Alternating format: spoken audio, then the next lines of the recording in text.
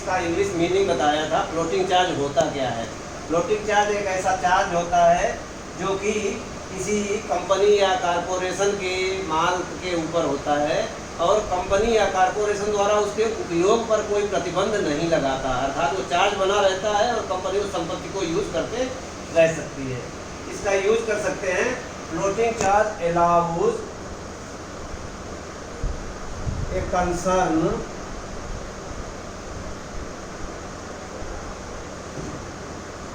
और company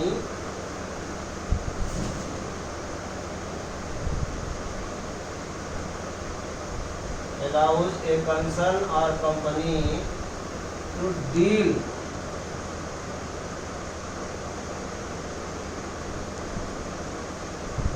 with the charged asset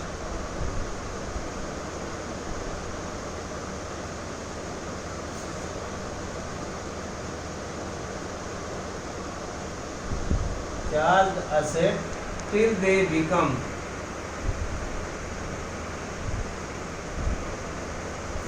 fixed charge।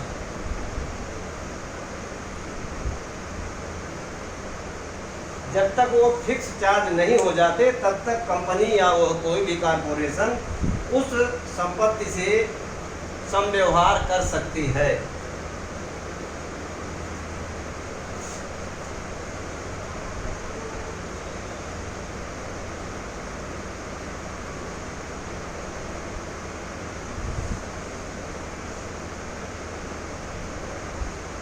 फॉर्मा पॉपरिस अगला शब्द है हमारा।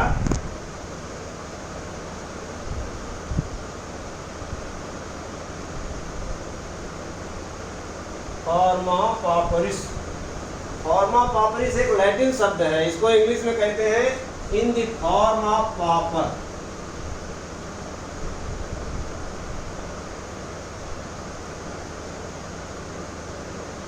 पॉपर मतलब निर्धन व्यक्ति या अकिंचन।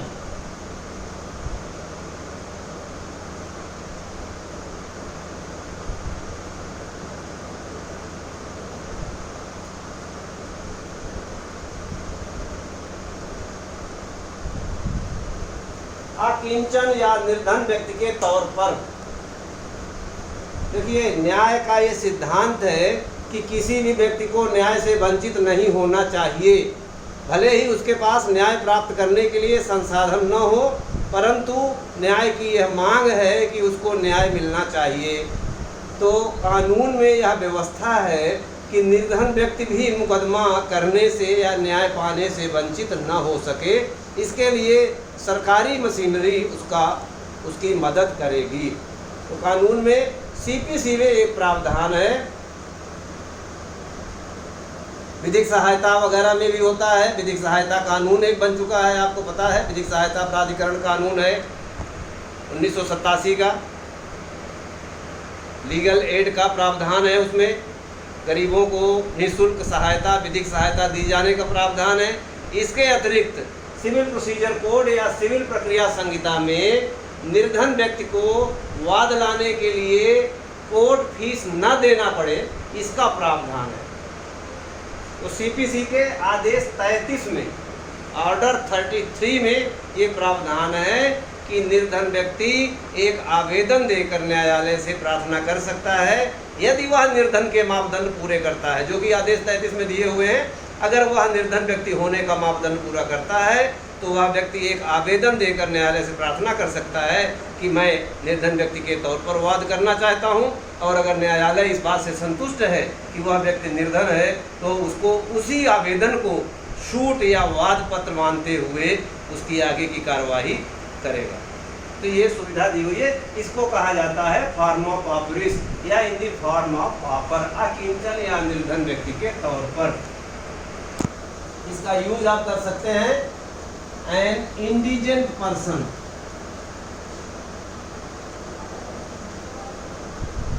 इंडिजेंट मतलब वही निर्धन व्यक्ति या अकिंचन व्यक्ति। An indigent person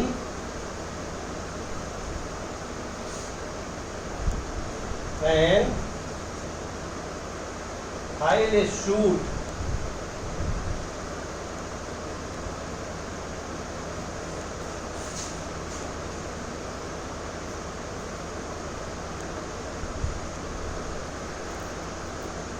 in the form of pauper, sorry यहाँ पे आप फॉर्म ऑफ पापरी यूज करेंगे, in as a form of पापरिस।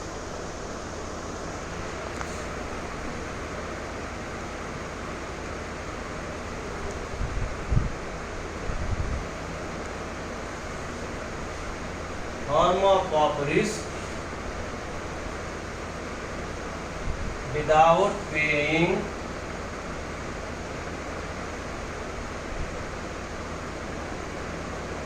court fees.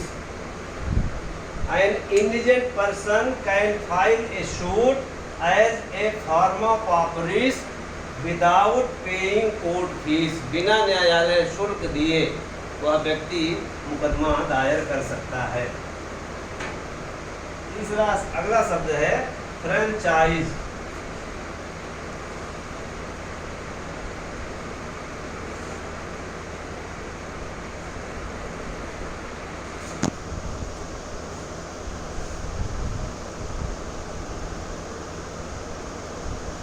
Franchise, अब फ्रेंचाइज शब्द के दो मीनिंग है। फ्रेंचाइज से फ्रेंचाइजी भी बनता है, और फ्रेंचाइज का मतलब मताधिकार होता है, वोटिंग राइट को भी फ्रेंचाइज कहते हैं, सफरेज। और फ्रेंचाइज एक लाइसेंस होता है, जिसको जो लेता है वो फ्रेंचाइजी होता है, जो देता है वो फ्रेंचाइजर होता है।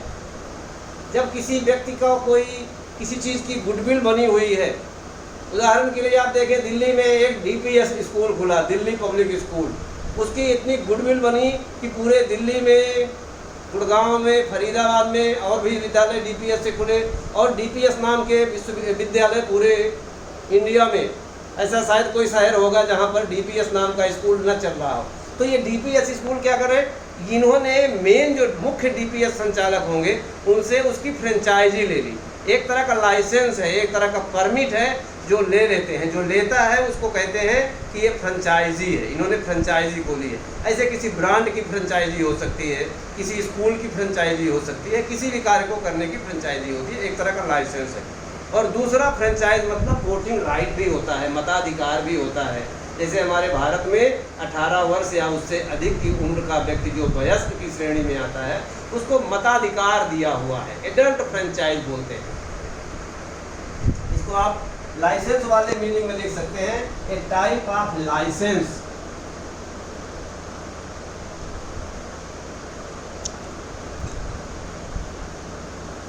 ए type of licence that party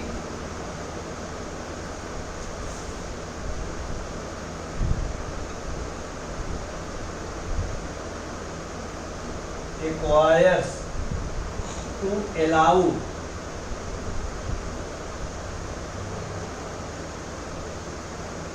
it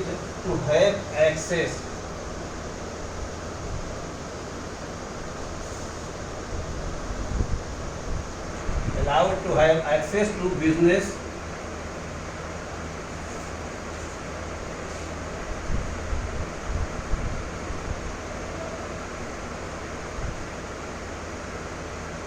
businesses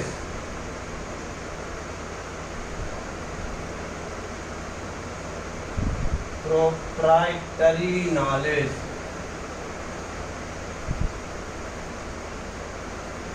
businesses proprietary knowledge means business के proprietary knowledge में process and trademark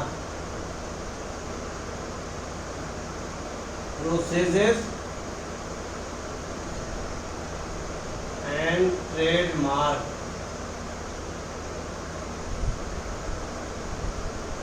in order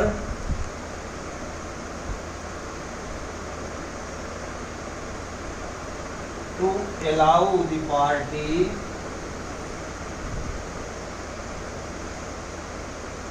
to sell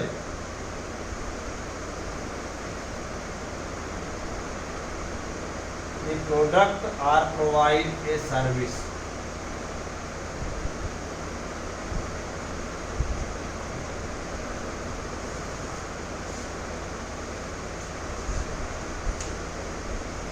देखिए ये अभी जो मैंने बताया कि कोई व्यक्ति जो कि किसी भी बिजनेस की रेपुटेशन पा जाता है या बना लेता है, वो जब उसके ब्रांच के रूप में अन्य शहरों में या उसी शहर में कई शाखाएं खुलती है, शाखा खोलने वाला उसका लाइसेंस लेता है, उसकी अनुमति लेता है, तो उसके लिए ये एक्सप्लेन किया गया है। एक टाइप ऑफ लाइसेंस होता है, एक तरह का लाइसेंस है। वो क्या करता है, कोई पार्टी प्राप्त करती है और उस प्राप्त करने वाले पार्टी को क्या होता है, अलाउ किया जाता है। किस बात को आज्ञा दी जाती है, किस बात की अनुमति दी जाती है, to have access to business.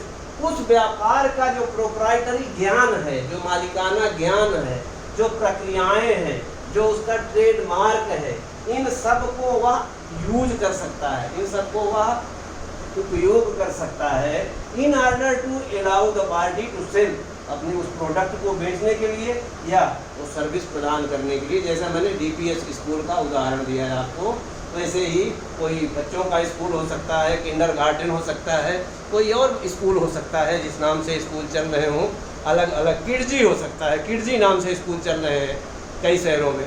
तो कोई एक व्यक्ति उसका एक्वायर करता है रेपुटेशन, और उस रेपुटेशन को जो फ्रेंचाइजी दे देता है, कोई ब्रांड हो सकता है, कोई एडिडास का हो सकता है, कोई और रिबॉक का हो सकता है, कोई कपड़ों का ब्रांड हो सकता है, ऐसे ब्रांड की जब फ्रेंचाइजी खोलते हैं, ये एक मीनिंग है।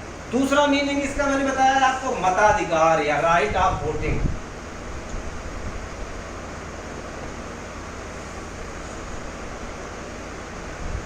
मताधिकार, suffrage,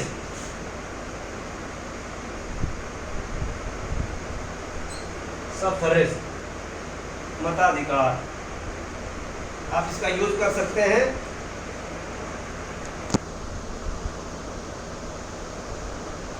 our constitution makes provision for adult franchise.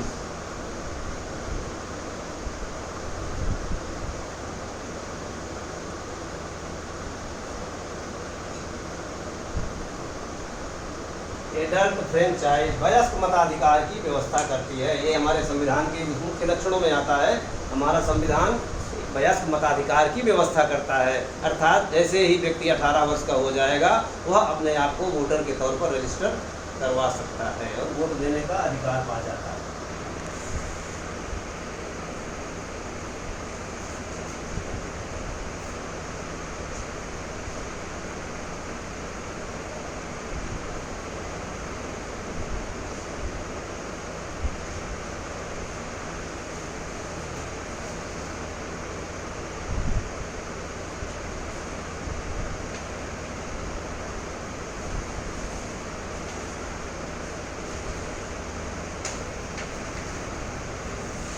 अगला शब्द है fraud.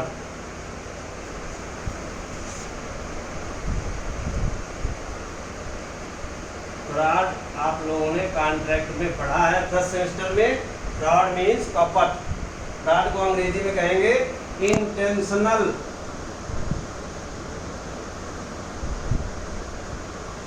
Dissipation.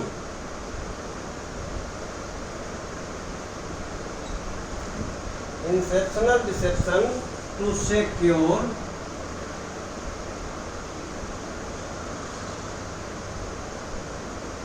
unfair or unlawful gain।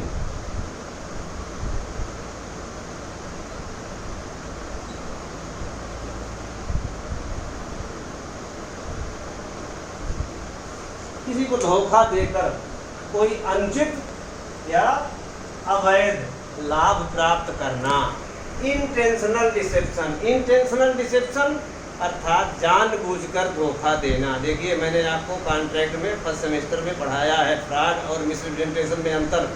Misrepresentation में आदमी गलत बयानी करता है, गलत बात कहता है, लेकिन उसका धोखा देने का आशय नहीं होता। फ्रॉड के लिए धोखा देने का आशय जरूरी है। इसी बात पर जोर दिया गया है यहाँ पे, इंटेंशनल डिसेप्शन, जानबूझकर किया गया धोखा। किस लिए? टू सिक्योर, प्राप्त करने के लिए, अनफेयर, अनुचित, अनलॉफुल अवैध लाभ गेन प्राप्त करने के लिए जब किया जाता है तब उसको फ्रॉड कहते हैं। अब इसका यूज लिख सकते हैं आप, the fraud is defined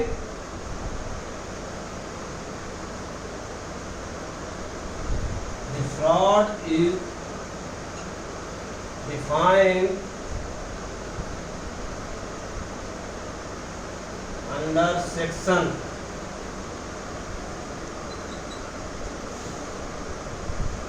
17 of Contract Act, या इन सेक्शन कह सकते हैं आप इसको, defined in section 17 of contract act 1872। दूसरा भी यूज कर सकते हैं, कंसेंट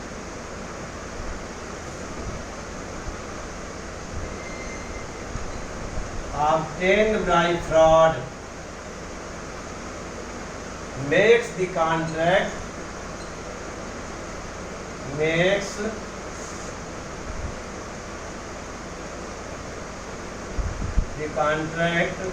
voidable।